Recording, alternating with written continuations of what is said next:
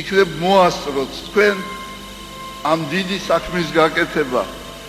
საქართველოს დროშის და გერბის ახალი ვარიანტი ეს აუცილებელია მე მინდა ვთქვა რომ ჩვენი ტრადიციული დროშა იყო ჯვრით და ეს მე იმიტომ არ ვამბობ რომ მე ვარ საქართველოს კათოლიკოს პატრიარქი ასე რომ ჩვენ ნუ წარმოიდგენთ ასე რომ დროშა ეს რაღაც აი ნაჭერია და იმას უნდა ლამაზი ნაჭერი უნდა იყოს არა ამას აქვს თავისი ძალა ძალიან დიდი ძალა და არსებობდა ვახტანგისეული დროშა სადაც იყო ერთი ჯვარი გამოსახული დავითის დროშა ბაგრატიონების დროშა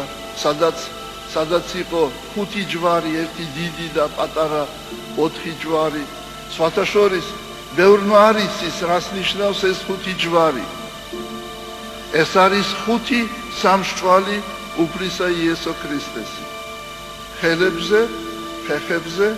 ორ-ორი და ერთი გვერდის აი იმიტომ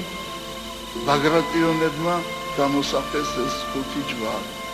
ასე რომ მე გისურვებთ რომ თქვენ აღადგინოთ აი დღეს როცა აღიმართება საქართველოს დროშა სტრასბურგში მე ასევე მინდა თქვა რომ აი აქამდე ჩვენ მივედით საერთო შრომით